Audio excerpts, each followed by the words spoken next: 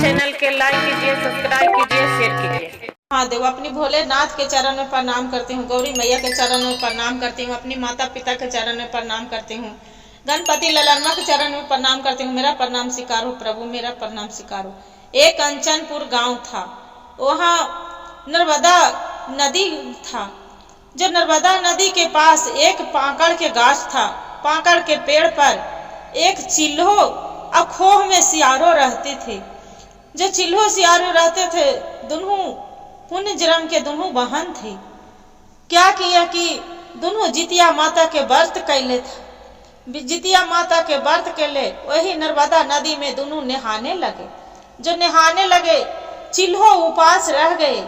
वह पड़ी कंचन गांव में एक सेठ के मृत्यु हुआ था। जो सेठ के मृत्यु हुआ था, तो वही नदी के पास लाके उसका दाह संस्कार हो रहा था।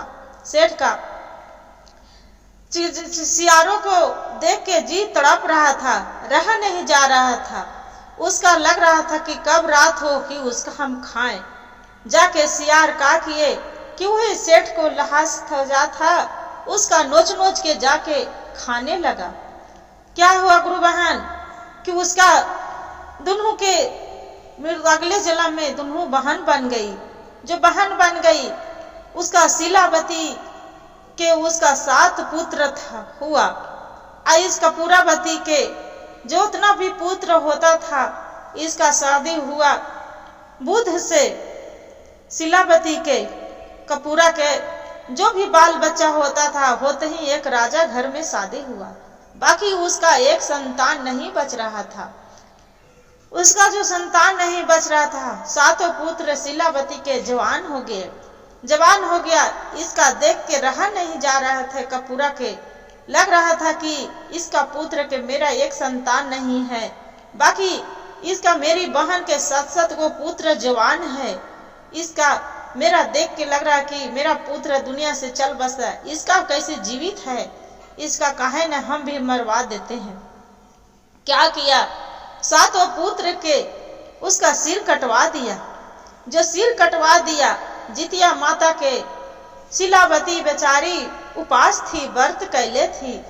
जो व्रत कैले थी, एक क्या किए कि वहाँ जितिया माता रात में जितबंधन महाराज आए, रात में मट्टी के उनको मुड़ी बनाए।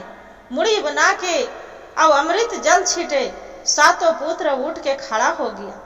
जो 7 पुत्र उठ के खड़ा हो गया, इसका लग रहा था कपूरावती के कि कखनी मेरी बहन के घर से खबर आए कि 7 पुत्र के उसका सिर कटवा दिया।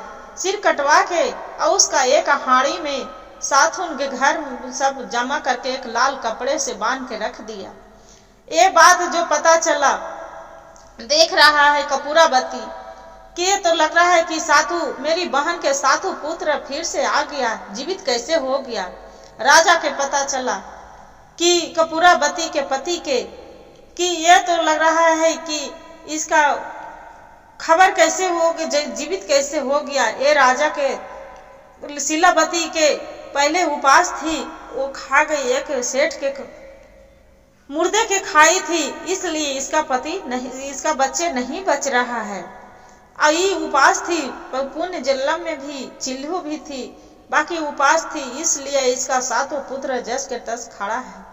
क्या किया कि जो शीलावती थी कपूरावती के, वही पाकड़ के गाछ लाके यही दिखा दिया कि बहन, यही पाकड़ के पेड़ तर हम तू दोनों रहा करते थे, स्नान किए थे यही पाकड़ की नर्मदा तालाब में, नदी में। और वही आप सेठ के मृत्यु हुआ था तो उसका नोच नोच के खाया था, वही तू गलत किया है, इसलिए आपको पुत्र जीवित नहीं है। और हम निर्जला जितिया माता के व्रत कैले थे, निर्जला उपास थे, इसलिए आज मेरा 7 पुत्र है। इतना बात सुने राजा साहेब कपूरावती के वही पड़ी जिंदे जला देते हैं। हर हर महादेव, घर घर महादेव। जितिया माता जैसे एक शीलावती पर दया कर गए थे जितिया माता, वैसी सब पर के बच्चों के कृपा बनाए रखिएगा। कहानी सुनने वाले पर भी और कहानी कहने वाले पर भी जितिया माता बरत हर हर महादेव, घर घर महादेव। गुरु भाई गुरु बहन, जो कहानी अच्छा लगे तो वीडियो को लाइक और सब्सक्राइब और शेयर जरूर करिएगा। हर हर महादेव कमेंट में जरूर लिखिएगा।